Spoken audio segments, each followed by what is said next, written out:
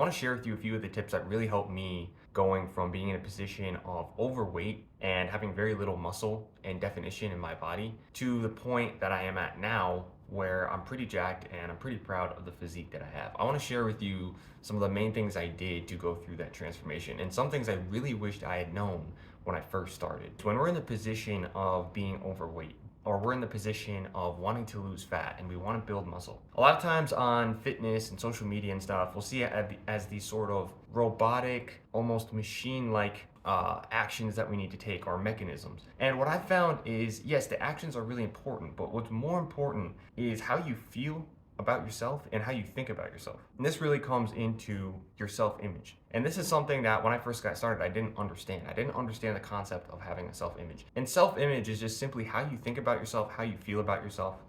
And your self-image determines where you end up. So right now, your self-image, right, your past self-image, the way you thought about yourself led you to this point. And I know that's a hard thing to hear because it's not something you want to think about. But the reality of the situation is you establish these habits that have put you in this position. So if you think of yourself as, I'm actually someone who's in great shape, I'm jacked, I have the body that I've always wanted, and that's what you're feeding into your mind and feeding into your actions and your thoughts. That is what you will become. Because we all start somewhere, right? Like when I first started, I was skinny fat. I didn't like the way I looked. And so in my mind, my self-image started to become one of someone who was healthy and who actually was jacked, right? And who had the confidence and was actually able to not be, embarrassed going out onto the beach, or embarrassed in certain situations when, I didn't really have the physique I wanted to have, and I felt just kind of sluggish and tired all the time and unhealthy. So I started to transform that self-image, and when I transformed that self-image, that's when I really started to change my actions. And so you have to, within your mind, you have to change your self-image. And one of the easiest ways for you to do that right now, literally right now, you can do this, is to visualize or imagine, right? It's the same thing. Just visualize or imagine yourself in the future, what you would look like. Just imagine, visualize your life in the details of what it would be like when you have the physique you want to have, when you've lost all the fat, when you have built the muscle that you want to build. That is one of the things I wish I knew when I first got started in this game, was to really visualize and get serious about imagining my future, because that really inspires you and pushes you towards changing your actions. The second thing is really just understanding that your daily inputs equal the output. So your daily inputs, everything that you're doing every day, right? The habits you have, the, eating here or eating out or eating in the home or the meals that you cook, all those inputs equal your output. So right now, if you have a physique that you don't like, if you have a bunch of extra fat and not enough muscle, then the reason why that is because your inputs are messed up. You have the wrong inputs, bro. If you have the right inputs, then you get the right outputs. If you're eating clean every day and you're eating healthy every day, you get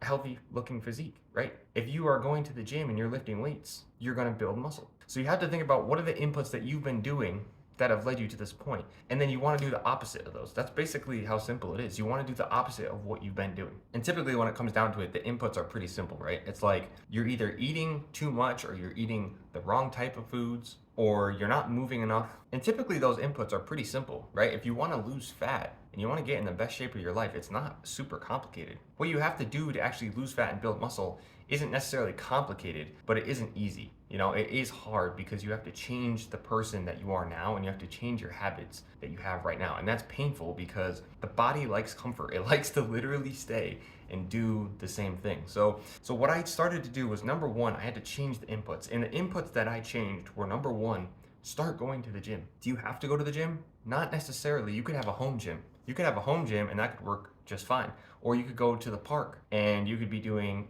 calisthenics. At the same time, the more you can actually use weights, the better, because you'll actually be able to build muscle faster. But what I started to do was go to the gym, whether that was a home gym or, a more public gym. For me, I was a public gym because I didn't have the space or the money to build a home gym. So I went to a public gym and I just started lifting weights there, okay? And what that started to do was that routine and those habits, that was a different input, because the 2 years prior to that, I hadn't been doing any lifting at all, and barely really exercise in general. I would walk and hikes and stuff like that, but like no actual resistance training. So if you really want to get that great physique and look amazing, you need to actually build muscle and lose fat. So the first input you need to change is start going to the gym and lifting weights. Once you start doing that and you're consistent with it, which is hard, the next step is going to be to look at the way that you're eating and look at the way that you're moving every day, because those are the other two components. When it comes to losing fat, it's really important that you understand, are you moving enough every single day? Are you getting enough steps in?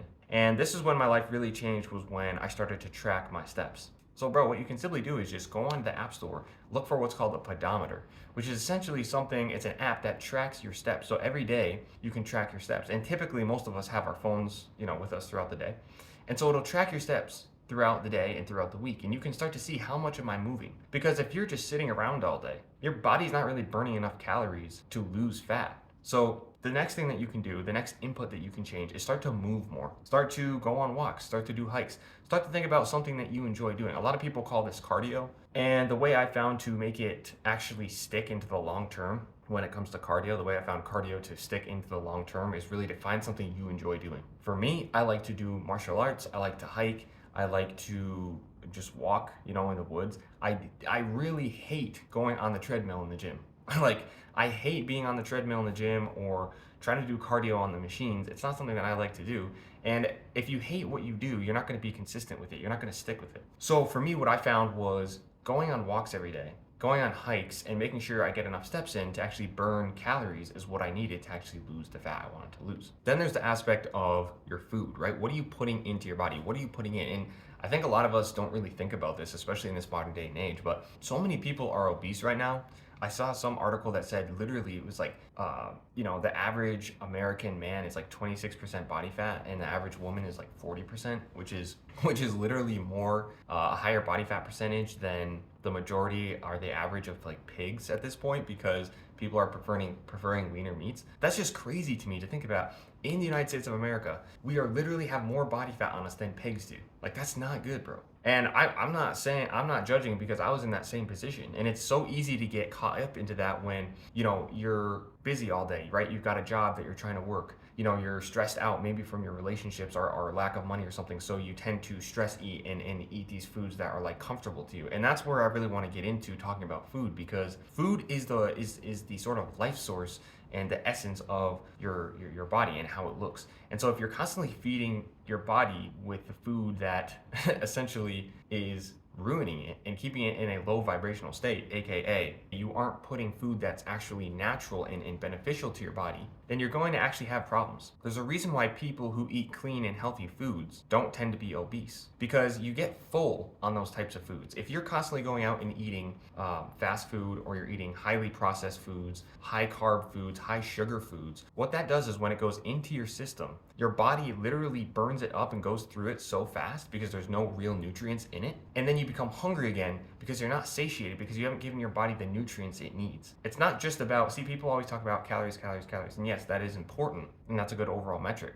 But it also comes down to the type of food that you're eating. If you're eating the high processed foods, high sugary and fat foods, your body isn't getting the nutrients it needs. So what you want to focus on, if you want to actually lose fat, is you want to be focusing on eating foods that have a lot of nutrients. They are packed full of nutrients. And this tends to be things like vegetables, tends to be things like fruit, tends to be things like whole meats, right? Like, you don't want to really be going into eating a bunch of processed meats. That's a whole nother subject, but that's not really good for you either. But like, you want to be, eating good fruits, good vegetables, good meats, dairy, if you want to throw some of that in here and there. That's what you want to be focused on. Maybe nuts as well, nuts and seeds. Those foods have high amounts of nutrients. And if you have high amounts of nutrients getting put into your body, and your body is actually able to take those nutrients, your body will automatically start to lose the fat and start to burn the fat, because it's not natural. Your body does not want to be in a state where you have a ton of fat on you. That's not natural. It's not good. But if you're going to keep filling it with these types of foods, then it has no choice. There's nothing else it can do. It has to store all that extra crap that you're literally forcing into it into fat cells, and then you're getting fat because of it. Another thing that you can do to reduce your body fat percentage is to avoid stimulants and stuff like alcohol, right? Alcohol is notoriously bad for causing you extra fat gain. Things like weed, right? Taking weed. Now, I'm not saying that you should never do this, or that you have to completely abandon these things, but at least rein it in to where you're not obsessed with it or you're not addicted to it. Because, for example, like weed, if you've ever taken it, it can cause you to binge eat, right? And if you're at a point in your life right now where you want to lose fat, you want to avoid getting cravings and binging these types of foods. And so think about cutting things like that out. Think about focusing on getting your taste buds acclimated to foods that will actually help you instead of harm you. Within this plan, there's several different stages. After you've hit the gym and you started working out, that's great. After you've gone and eliminated a lot of the junk food and all that, that's great too. Now you want to start really focusing in on those calories. You really want to focusing in on slightly bringing down your calorie intake. And when I say slightly, I mean, taking a couple hundred, 300 calories off the top. Now you got to make sure that you do it right. If you do it wrong, it can end in disaster, okay? And you will do what's called rebounding, which is like you may have actually gone through this. But if you cut too fast and you lower those calories too fast, your body's not ready for that. It's not used to that. And so yeah, you'll be like, whoa, I'm losing a bunch of weight. This is great. But then what happens, this is what happens to a lot of people, is they lose a bunch of weight.